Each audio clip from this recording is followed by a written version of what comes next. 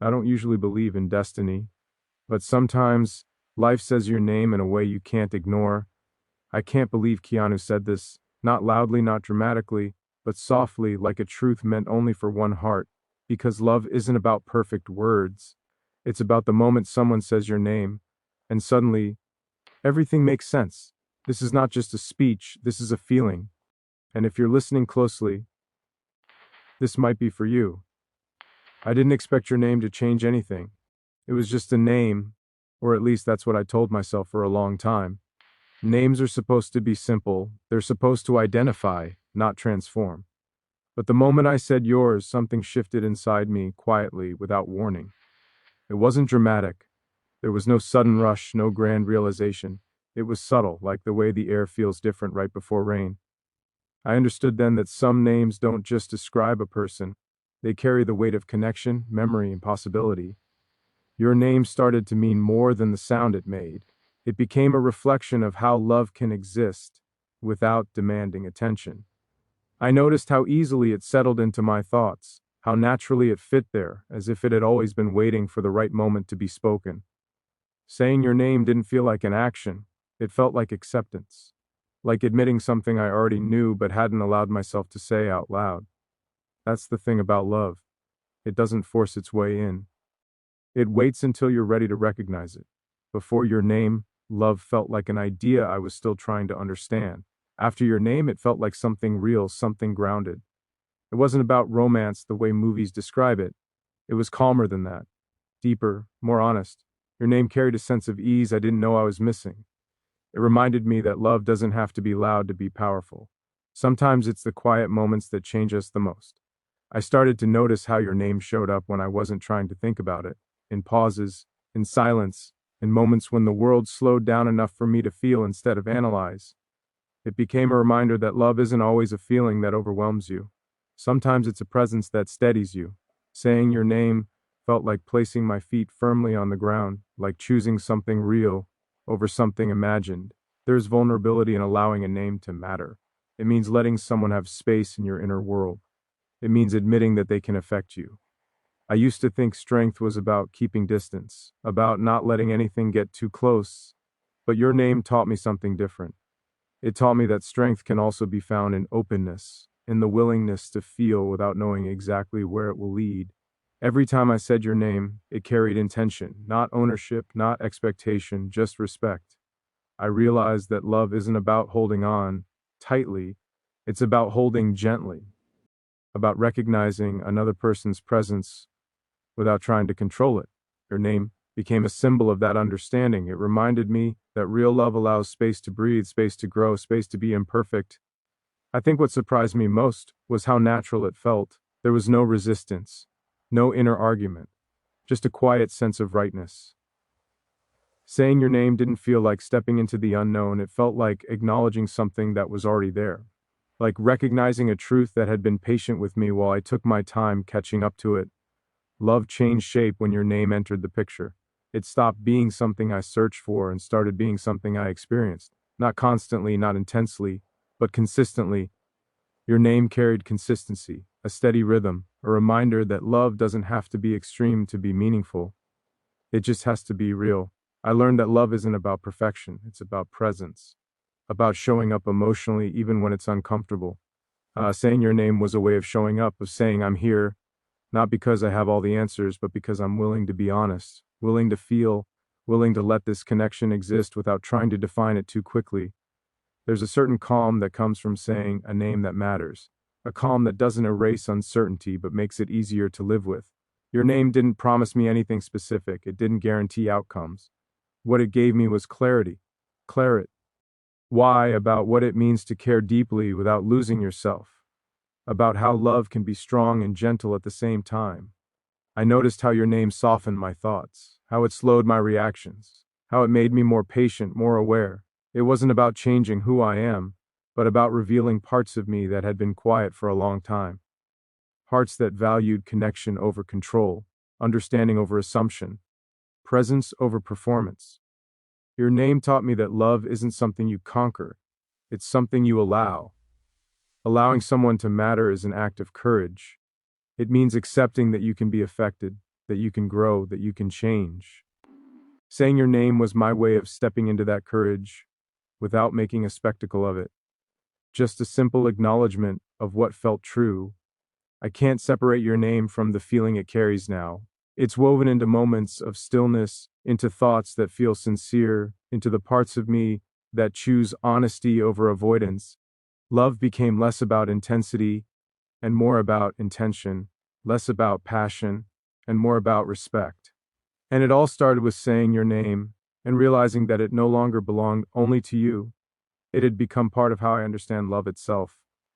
When I reflect on it, I see that saying your name wasn't the beginning of love, it was the recognition of it. Love had been forming quietly, patiently, without asking for attention. Your name was simply the moment I stopped ignoring it, the moment I allowed myself to acknowledge that some connections don't need to be explained to be real. They just need to be felt, honored, and spoken with care. Your name didn't fill a void. It didn't fix something broken. It complemented what was already there. That's what made it powerful. Love isn't about completion, it's about companionship, about choosing to walk alongside someone, not to lose yourself in them, but to share the journey. Saying your name felt like choosing that path, not dramatically, not impulsively, but consciously. There's a difference between saying a name and meaning it. Meaning it requires presence. It requires awareness. It requires respect for the impact your words can have. When I said your name, I meant it in a way I hadn't meant anything before, not because it was special on its own, but because of what it represented. A connection grounded in sincerity, a feeling rooted in calm understanding rather than fleeting emotion. Love changed its definition for me. It stopped being about what I wanted and started being about what I was willing to give. Time, attention, patience. Saying your name was a reminder that love is an ongoing choice, not a single moment. A choice to listen, a choice to care, a choice to remain open even when it would be easier to close off. Your name carries a quiet responsibility now, not a burden, but an awareness. An awareness that love deserves care, that it deserves honesty, that it deserves space to exist without being rushed or reduced to labels. Saying your name was my way of honoring that responsibility without turning it into a promise I couldn't keep, without turning it into something it didn't need to be. I don't know where this path leads, and I don't need to. Love doesn't always need a destination. Sometimes it's enough to recognize it when it shows up, to respect it when it speaks, to say a name and understand why it matters, to let that understanding guide the way you treat another person, the way you move through moments, the way you choose kindness over fear, presence over absence, truth over silence. Silence used to make me uncomfortable. I thought it meant something was missing, something unfinished. I filled it with words, explanations, noise, because I believed that if I didn't speak, something important would disappear. But then silence changed its meaning when you were there. It stopped feeling empty and started feeling full, full of understanding, full of things that didn't need to be said to be real. I learned that silence isn't the absence of connection. It's often the proof of it. When we sit in silence, there's no performance, no need to impress, no need to explain who we are or what we feel. Silence removes all the unnecessary layers and leaves only what's honest. That's when I realized how loud promises can be. Promises are easy to say. They sound strong, confident, convincing, but they don't always last. Silence, on the other hand, stays. It stays when words fall short. It stays when emotions are recomplicated. It stays when life doesn't follow a script. In silence, I notice things I used to ignore, the way presence can be felt without touch, the way understanding can exist without agreement, the way love can be communicated without a single sentence. Being quiet with you didn't feel awkward. It felt natural, like we didn't need to prove anything to each other, like we trusted the moment enough to let it be what it was. I've seen how people use promises to cover fear. Big words, strong statements, future plans spoken too quickly. Sometimes promises are made to convince ourselves more than anyone else. Silence doesn't try to convince. It doesn't promise tomorrow. It only exists right now. And there's something honest about that. Something grounded, something real. Silence doesn't pretend to know what comes next. It simply stays present. There were moments when nothing was said, yet everything was understood. Moments when a look, a pause, or just shared space, carried more meaning than any declaration ever could. That's when I understood that love isn't measured by how much you say, but by how comfortable you are not saying anything at all. Silence reveals whether two people are connected or just talking to avoid being alone. I learned to listen differently, not just to words, but to what lives between them. The pauses, the hesitation, the calm. Silence has its own language, and it's more honest than most conversations. It doesn't exaggerate, it doesn't hide behind excuses. It simply reflects what's there, and what was there felt steady. It felt sincere. It felt like something that didn't need constant reassurance. There's courage in silence. It takes confidence to sit with someone without filling every moment with sound. It takes trust to believe that connection won't disappear just because you're quiet. Silence doesn't demand attention, but it holds it. It asks you to be present, not performative, to be aware, not reactive. In silence, there's no escape from what you truly feel. Promises often talk about the future. Silence exists in the present, and love, I've realized, lives more in the present than anywhere else. It lives in how you show up now, how you stay, how you listen. Silence showed me that love doesn't need to announce itself. It reveals itself through consistency, through calmness, through the ability to share space without tension. I noticed how silence changed my reactions. I became less defensive, less rushed. I stopped trying to control outcomes with words. I stopped trying to define everything. Silence taught me patience. It taught me that not everything needs an answer immediately. Some things need time. Some feelings need room to breathe. Silence provides that room. When words stop, intention becomes clearer. You can't hide behind language. You can't distract with charm or excuses. All that remains is presence, and presence is honest. Silence exposed what was real and what wasn't. It showed me that connection isn't buoy, LT by saying the right things, but by being there in the right way. I used to think silence meant distance. Now I know it can mean closeness. A closeness that doesn't need validation. A closeness that isn't fragile. Silence doesn't rush to fill gaps because it trusts that the connection can hold itself.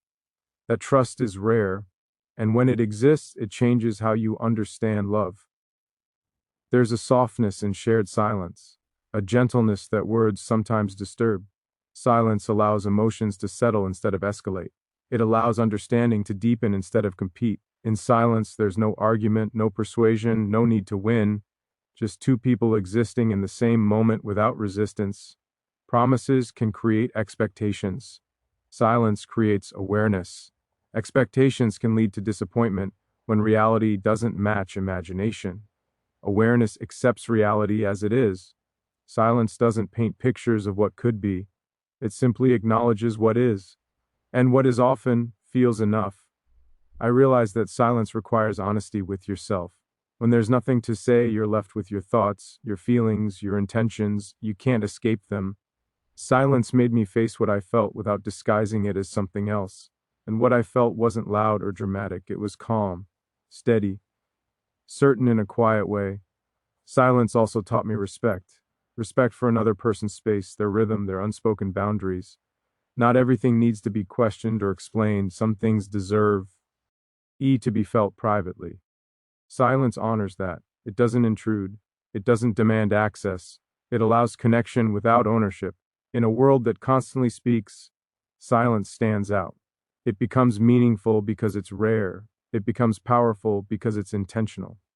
Choosing silence isn't about withholding. It's about understanding that some moments lose their truth when over-explained. Silence protects what's delicate. It keeps it from being reduced to something smaller than it is. I saw how silence can hold pain without making it heavier. Words sometimes sharpen pain by forcing it into shape too quickly. Silence allows pain to exist without pressure. It allows healing to happen at its own pace. That taught me that love isn't always about fixing or solving. Sometimes it's about staying. Silence showed me that commitment isn't always verbal. It's not always announced. Sometimes it's quiet consistency. Showing up, being present, remaining when it would be easier to leave. Promises can be broken. Silence, when paired with action, becomes reliable. I stopped fearing silence once I understood it wasn't empty. It was full of meaning, full of awareness, full of things that mattered more than words. It held understanding without explanation, acceptance without condition, connection without noise, and in that silence, love didn't feel uncertain. It felt grounded, patient, and real, existing without needing to prove itself, without asking to be named, without demanding a future to justify its presence, without needing an ending to make sense of the moment, without searching for the right words because the quiet already said everything that needed to be known.